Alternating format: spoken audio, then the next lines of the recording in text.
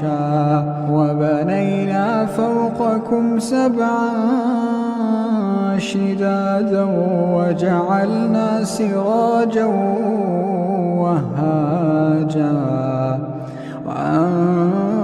وأنزلنا من المعصرات ماء ثجاجا لنخرج به حبا ونباتا وجنات